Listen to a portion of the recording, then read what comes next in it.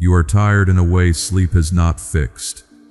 Your mind keeps circling the same conversation, the same habit, the same door you keep walking back toward.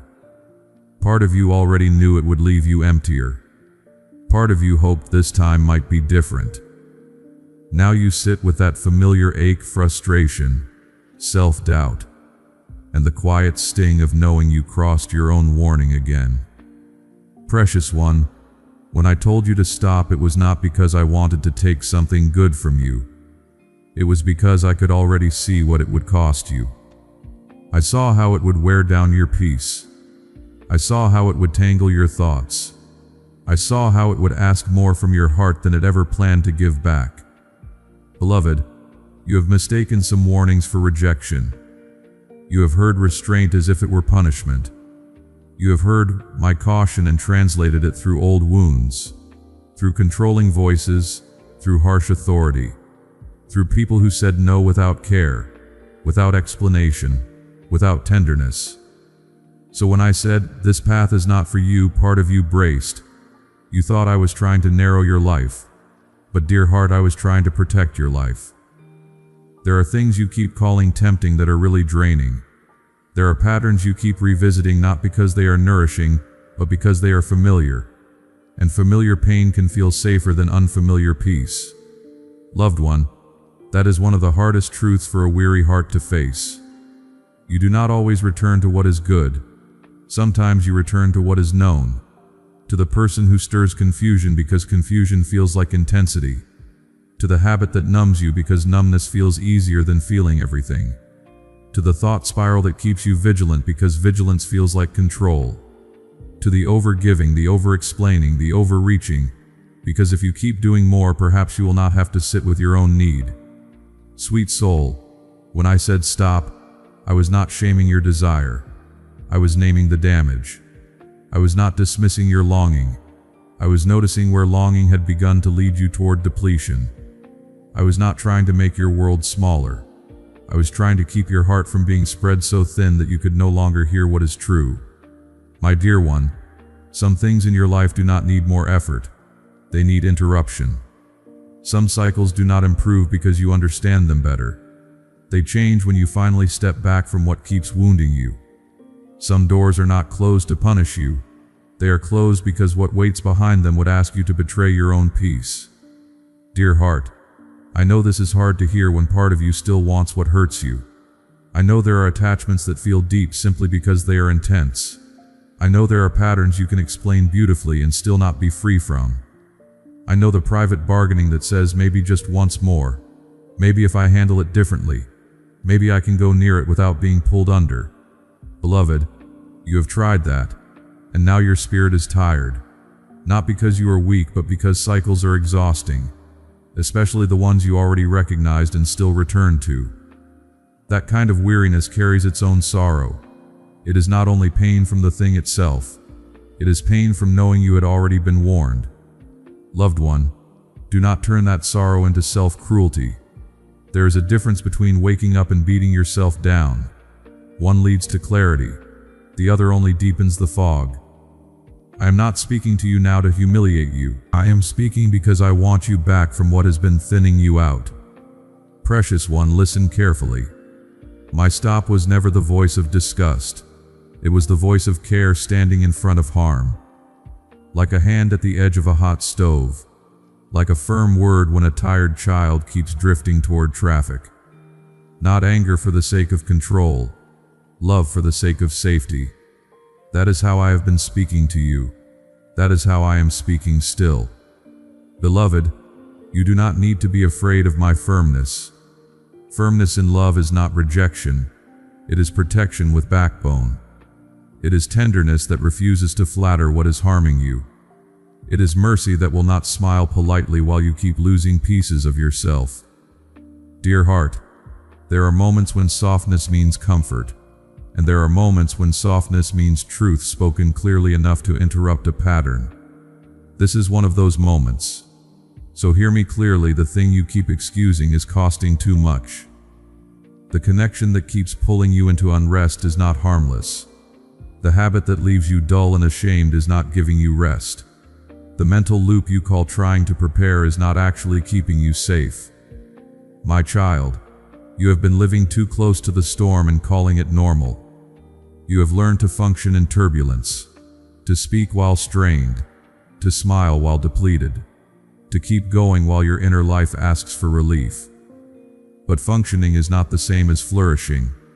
Enduring is not the same as being well. And because you can survive something does not mean you are meant to remain in it. Loved one, I would not keep whispering caution if there were no better way. I would not unsettle your spirit around certain choices if those choices were truly where life was waiting. That inner check, that heaviness, that loss of peace you keep overriding, pay attention to it. Not every discomfort means no, but some unrest is a mercy. Some hesitation is wisdom knocking. Some repeated warning is love refusing to be ignored for your own good.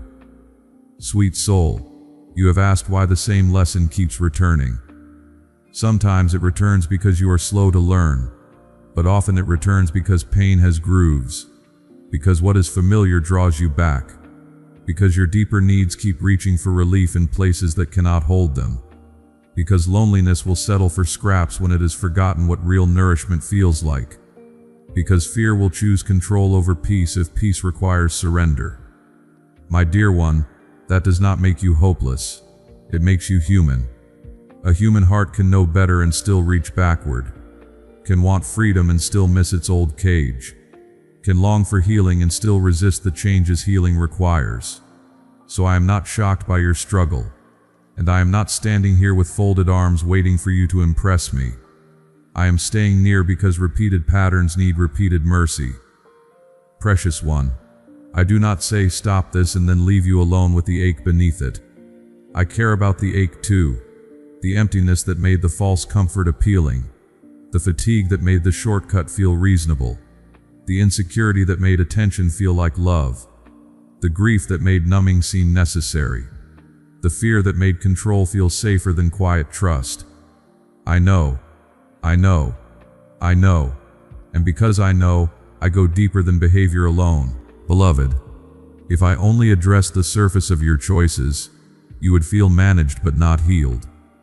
You might become more restrained, more polished, more externally controlled, yet still inwardly starving. That is not what I want for you. I want something truer, a life where your no comes not only from discipline, but from dignity. A life where you stop returning to what drains you because you finally know you are allowed to want better. Dear heart, you are allowed to want peace more than intensity. You are allowed to prefer steadiness over chaos. You are allowed to choose the slower, cleaner path instead of the one that gives a quick rush and a long ache. You are allowed to disappoint what harms you. That may sound simple, but for you it touches something deep, because you have spent so much time trying not to disappoint others, trying not to miss out, trying not to feel deprived, trying not to seem rigid, trying not to be alone.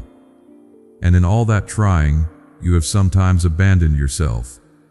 Loved one, when I urged you to pull back, to turn away, to break the pattern, I was inviting you to stop abandoning your own soul, to stop handing your peace away to things that have not earned it, to stop bargaining with what repeatedly leaves you diminished, to stop calling it complicated when in some ways it has become very clear. Sweet soul, clarity can feel severe when you have lived in rationalization for a long time, because once you see plainly, you cannot unsee. Once you admit this is hurting me, you cannot honestly keep calling it harmless. Once you admit this connection is not healthy, this habit is not neutral, this pace is not sustainable, then tenderness must become brave, then love must become practical, then wisdom must move from thought into boundary. My child, do not fear that movement. A boundary is not a wall against joy. It is a shelter for what matters. It protects attention. It protects clarity. It protects your nervous system from being pulled thin. It protects your heart from endless reopening to the same wound. It protects the future in you from being consumed by the appetite of the present moment. Beloved, you have thought stopping would feel like losing. And yes, at first it may feel like loss. Loss of stimulation. Loss of fantasy. Loss of the familiar loop. Loss of the little story that maybe this time it will finally become what you needed it to be. Grieve that if you must, but do not confuse grief with wrong direction. Sometimes grieving a pattern is part of leaving it. Dear heart, what hurts at first is not always what harms, and what feels good quickly is not always what heals. This is part of the wisdom I have been teaching you, not to make you suspicious of life, but to make you honest about fruit. Does this leave you clearer or more confused? Does this leave you steadier or more scattered? Does this help you love well or pull you away from your own center? Does this deepen peace or keep disturbing it? Loved one, these are not cold questions. They are caring questions. The kind a loving heart asks when it wants to protect what is fragile and precious. And yes, there is something fragile and precious in you worth protecting. Your inner quiet, your focus, your tenderness, your recovering strength, your ability to hear what is true without so much static. Precious one, I am not asking you to become hard. I am asking you to become clear. Clarity is kinder than prolonged confusion. Clarity may ache for a moment. Confusion aches for much longer. Beloved, you do not need another dramatic promise that you will never struggle again. You do not need to prove your sincerity by intensity. You need steadiness. A smaller, truer next step. A calmer refusal. A gentler honesty. A willingness to honor what your spirit has already learned. My dear one, start here inwardly. Stop arguing with the truth you already know. Stop defending what keeps draining you. Stop romanticizing what has repeatedly wounded you. Stop calling your unrest an overreaction when it has been a signal. This is not about perfection. It is about alignment. About allowing your choices to agree with what your deeper self already understands. Sweet soul, there is relief on the other side of this inner conflict. Relief in not revisiting the same wound. Relief in no longer negotiating with yourself about what you know is unwise. Relief in stepping back before the spiral begins. Relief in discovering that peace is not boring when your nervous system finally remembers safety. Loved one, you may still feel shaky while learning this. That is all right. Shakiness is not failure. It is often what honesty feels like before it becomes strength. You do not have to feel fully ready to honor what is true. You do not need perfect confidence to make a clean turn. You do not need all future answers tonight. You only need enough willingness to stop treating warning as if it were your enemy. Dear heart, my guidance is not against you, even when it interrupts, even when it narrows options, even when it asks you to put something down before you have found the perfect replacement. I do not remove without seeing what you need. I do not caution without understanding your ache. I do not close one path without caring for you on the ground where you stand. My child, rest from the struggle of trying to make peace with what keeps stealing it. You already know more than your fear admits. You already feel more clearly than your rationalizing allows. Honor that, not with panic, not with dramatic vows, with quiet truth, with one steady refusal where you once kept yielding, with one honest boundary where you once kept leaking, with one merciful choice that protects your future self. Beloved, if regret is here tonight, let it soften you instead of hardening you. Regret can become wisdom when it is held gently. It can teach without humiliating. It can clarify without crushing. It can help you notice where your soul has been asking for care all along. Precious one, I am near not only to correct you, but to strengthen you. Near to steady your resolve. Near to calm the panic that rises when familiar things are released. Near to remind you that an empty space does not stay empty forever. When something draining ends, room opens. Room for rest. Room for clearer desire. Room for better patterns. Room for your heart to come back together. Dear heart, you do not have to force peace.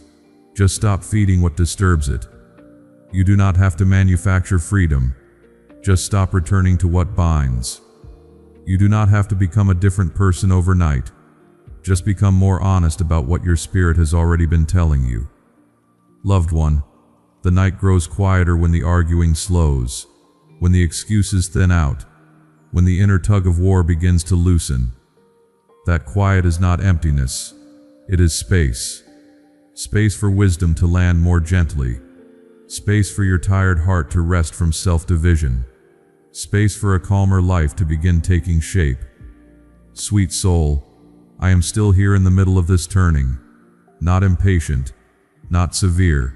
Steady, warm, clear. You do not need to run from my firmness. It rises from love. And you do not need to fear the path ahead just because it asks for change.